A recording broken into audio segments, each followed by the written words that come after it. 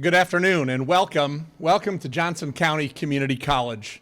My name is Andy Bound and I have the privilege of serving as the president at Johnson County Community College. We are pleased to be here today representing the 19 community colleges, 6 technical colleges, and our 4-year partners across the state to celebrate the signing of this historic legislation for higher education called the Kansas Promise Scholarship Act. I'd like to take just a moment and recognize, because we are at JCCC, recognize our trustees. And so when I call your name, if you'd quick wave, hold any applause until I get through all of them, please. Our chairperson, Greg Musil. Our vice chair, Paul Snyder. Treasurer, Lee Cross. And secretary, Nancy Ingram. Nancy also serves, she's in the back, she also serves as the chair of the Kansas Association of Community College Trustees. In addition, Dr. Jerry Cook, Angelina Lawson, and Laura Smith Everett. Thank you so much for your service.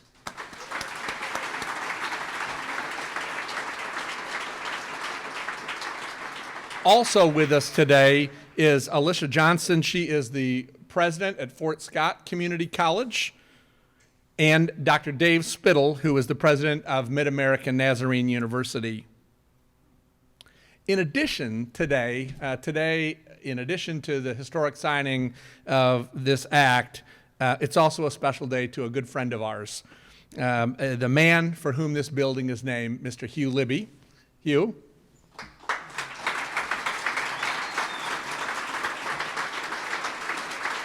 Hugh is a World War II veteran, a very successful entrepreneur, and a longtime supporter of our college. And today is Hugh's 96th birthday. Hugh, happy birthday.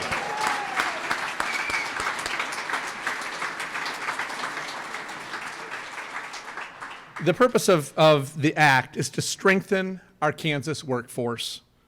The act makes career, technical, and certificate training available at no cost to Kansans to attract them to these fields of study. To that end, and we have several representatives from our local chambers, our hospitals, and other business leaders with us today to celebrate the signing of this bill. Welcome. Glad you're with us.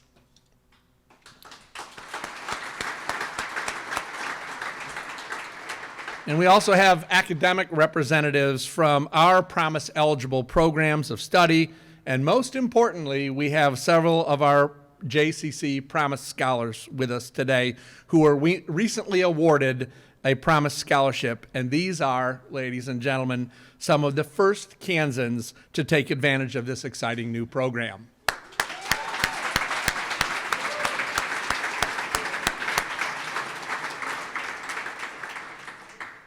This act would not be possible with the support and active work of a whole lot of people, including the Kansas Board of Regents, the Kansas Association of Community College Trustees, our legislative liaison, Dick Carter, and the numerous legislators who were involved in the creation and fine-tuning of this act.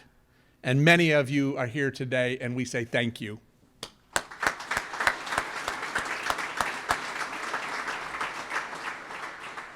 The action that puts this bill into law is a signature of our governor, Governor Laura Kelly, and her support of this bill has been crucial. We appreciate your leadership, we appreciate your team that has worked so hard on this bill, and we are thrilled to have this time together here at Johnson County Community College. At this time, I would like to welcome Representative Sean Tarwater to the stage, and he serves as the chair of the House Commerce, Labor, and Economic Development Committee. Representative Tarwater, please.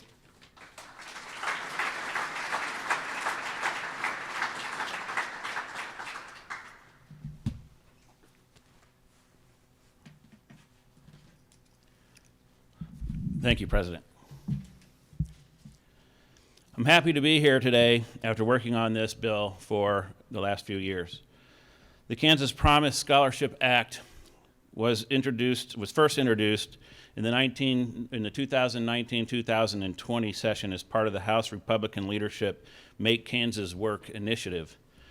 HB 2510 was what it was called, and it then passed with an overwhelming bipartisan vote in the House of 110-3, and the Senate 37-2. During last session, when we were negotiating this bill, I was blessed to conference with Senator Baumgardner. The senator passed similar legislation through her Education Committee on the Senate side, and she and I worked hand in hand to see this bill through, along with several other things, and it was truly a pleasure to work with the senator, and I thank you for that.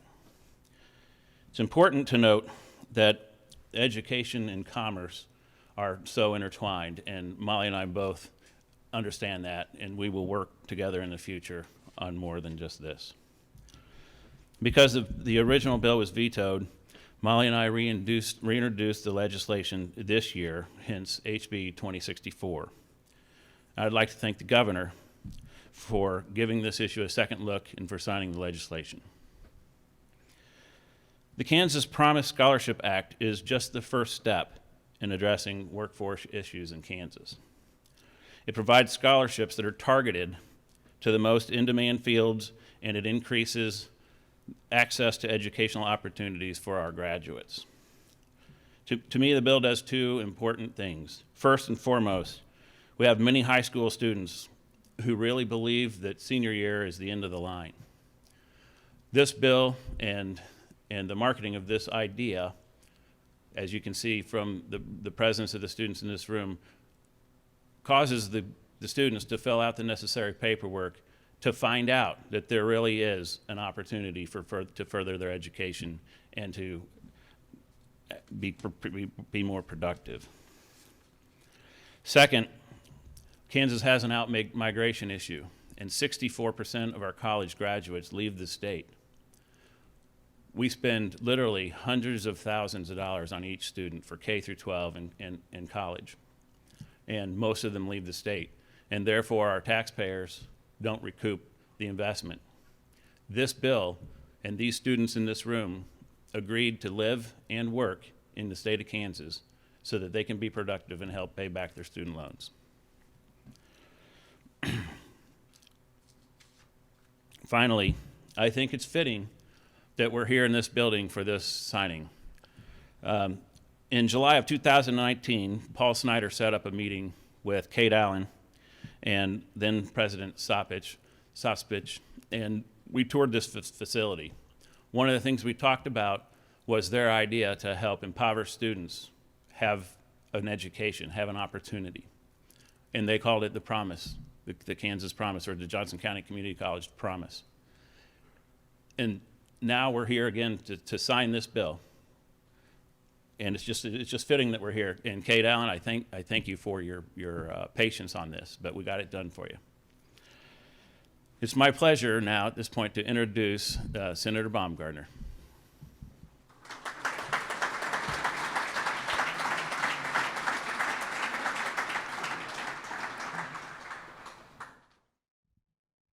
Thank you so much for all of you being here today.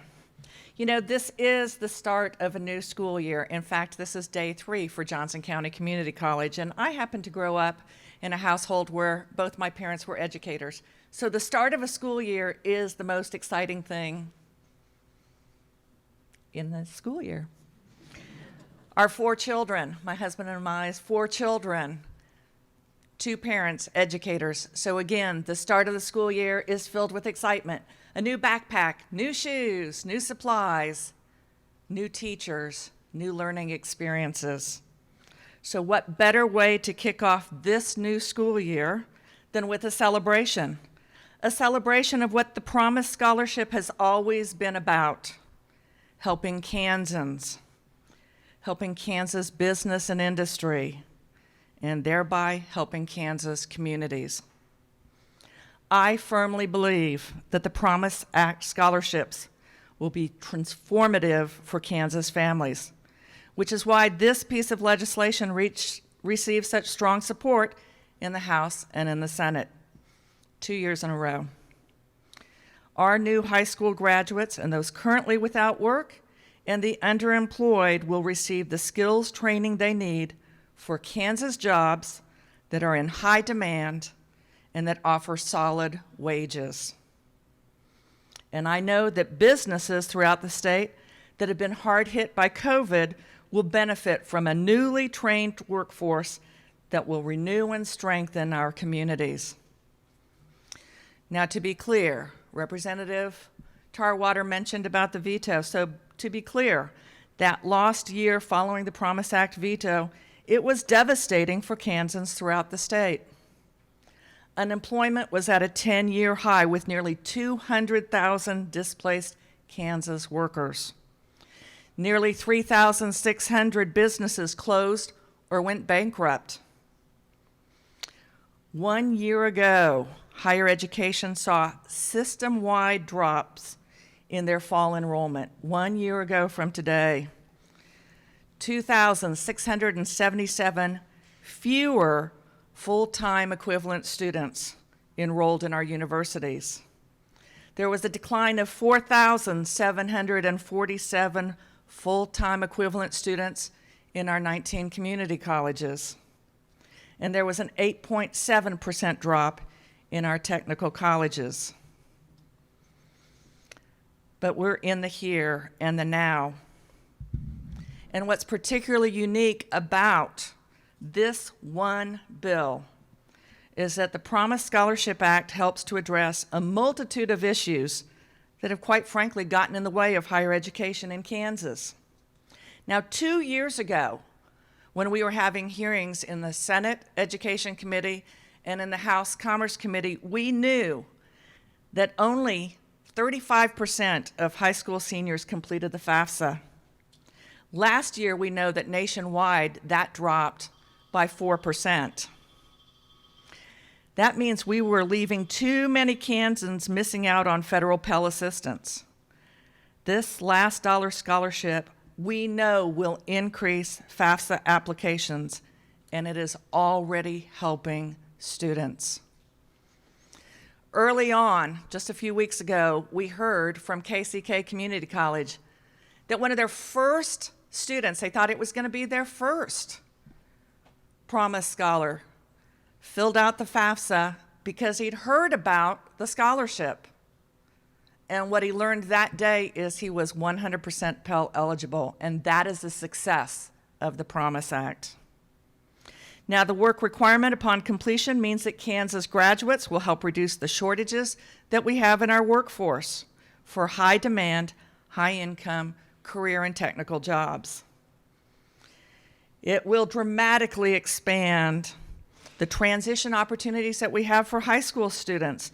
Students that have already benefited from what we like to refer to as SB 155, but for those of you that aren't familiar with that bill, it was enacted in 2012, and it's the Excel CTE program. And we know that the way we have built this particular law, that it dovetails perfectly with those kids transitioning from the high school that didn't have an opportunity to earn that certificate or want to continue and earn that degree. They can do it with the Promise Scholarship.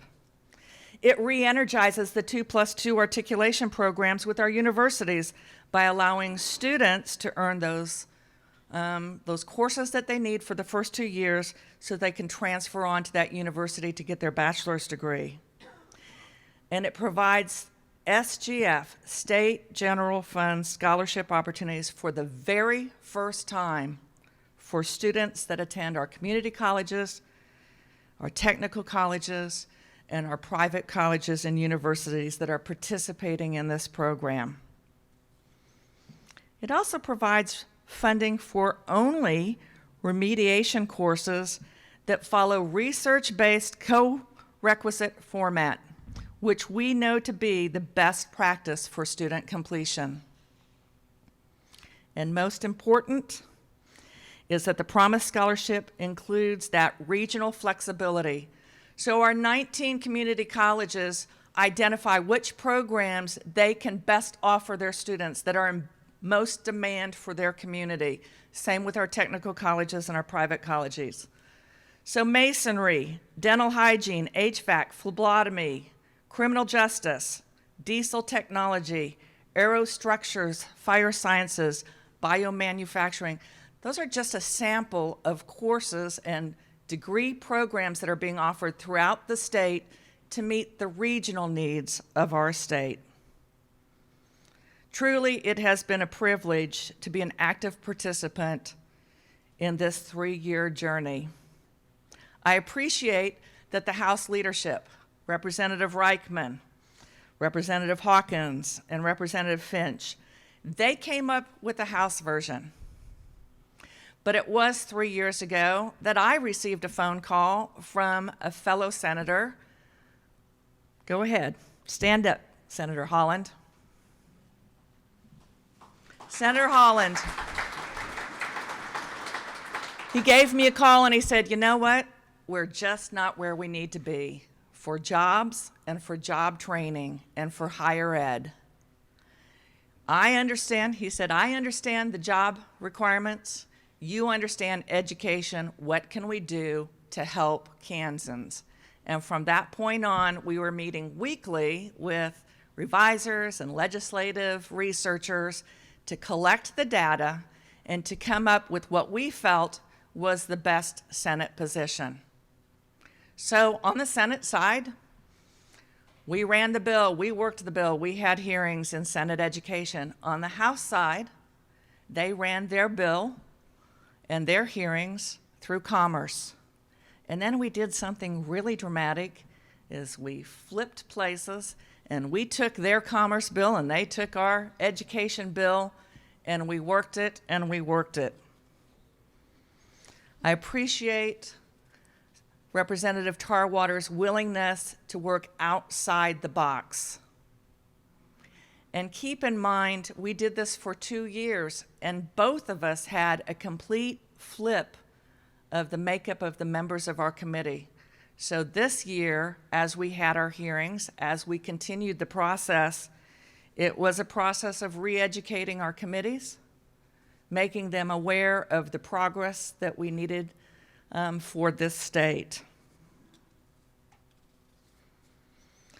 It is important that we recognize Heather Morgan, Executive Director of our Kansas Community College Board of Trustees organization, because Heather was there at every single hearing. The reason she's not here today is she's actually right now in a panel discussion telling everyone in Wichita about the Promise Act and the Promise Scholarship. It's also important for me to mention Matt Lindsay. Matt, raise your hand. There he is right in the back. Matt is the executive director for our private colleges, the private not-for-profit colleges and universities, and they are active partners in this process. Our technical colleges tried to send a representative. Oftentimes it was in Zoom, so that they were a part of making sure we had the right language to serve Kansans. Blake Flanders from the Board of Regents has been trying to do that heavy lift. Once the bill got signed, once it became law, it's the implementation process and getting all of those sticky details so that, in fact, money gets in the hands of the students so that they can be served. I do thank our college presidents, our community college presidents, our technical directors, as well as our private, not-for-profit college presidents, because they stuck with us. And trust me, there were some rough bumps to get over before they were comfortable in signing a contract with the Board of Regents, before they were comfortable with implementing a process so that students could be served. And I appreciate their willingness to hang in there. And they all know that the first bill coming out of Senate Education is going to be a trailer fix, because there are some issues that need to be resolved. So we will be back at it again this next session. But today, we're here to celebrate, because on this day, we know that hundreds of Kansas families are directly impacted by the Promise Scholarship. And in years to come, it will be thousands of Kansas families that will have benefited from this very promising scholarship program. Thank you so much.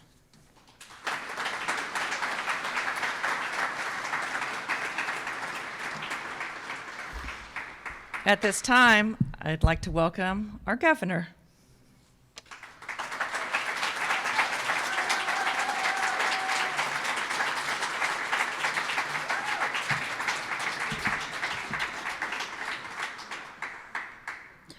Well, thank you, Senator Baumgartner and Representative Tarwater. I heard your frustration as you talked about the veto, and I just want to thank both of you and the hordes of legislators who are here today for your patience and your willingness to go back and rework this so that it was something that I could sign, because I think it's very important. I want to thank you all for joining us here at the Hugh L. Libby Career and Technical Education Center. This state-of-the-art facility is the perfect venue to celebrate the passage of House Bill 2064, the Kansas Promise Scholarship Act. Just as important as this facility are the students and the teachers who learn and work here. Thanks to the Promise Scholarship, more students will be able to start new careers and provide needed leadership and service in their communities. Throughout my campaign and my first 2 years in office, I promised the people of Kansas that I would be the education governor. And I'm proud to say that with your support, I've kept that promise. This past January, I once again introduced a balanced budget that fully funded our schools for the 3rd year in a row.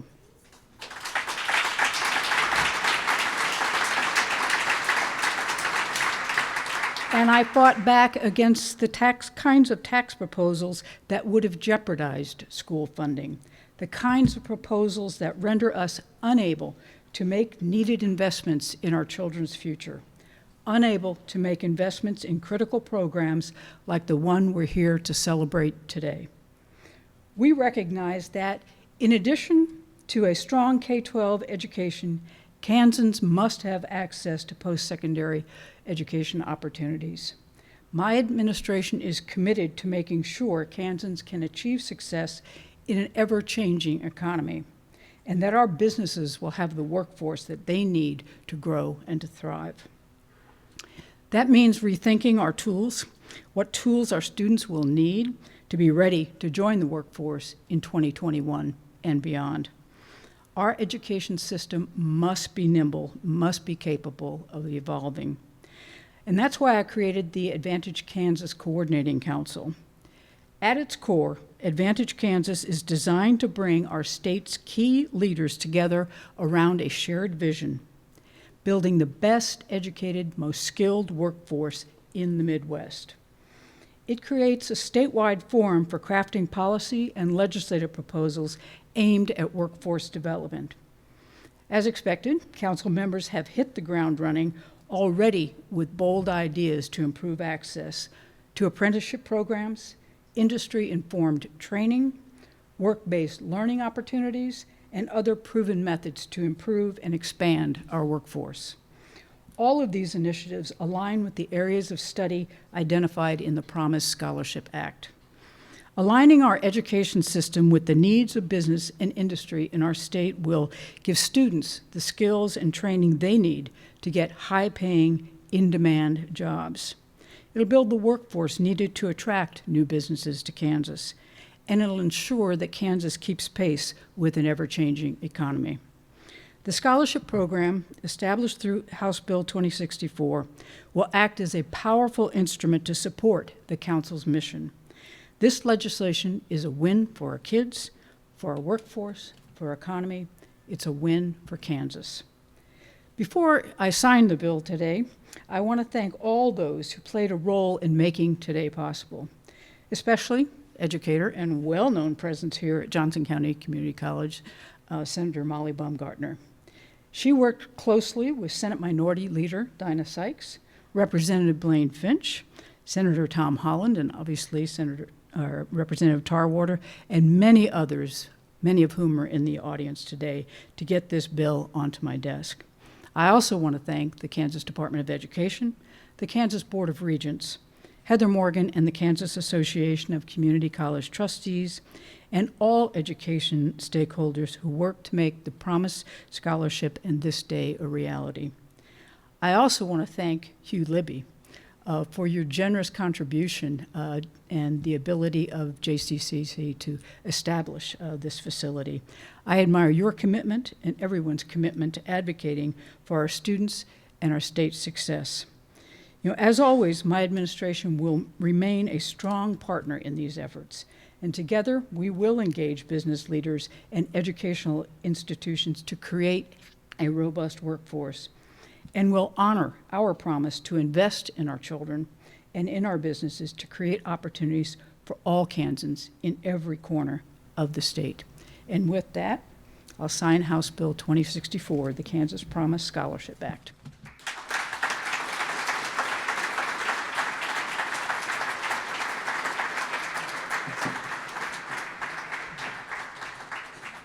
If I could also have all of our state legislators join the governor as she signs the bill.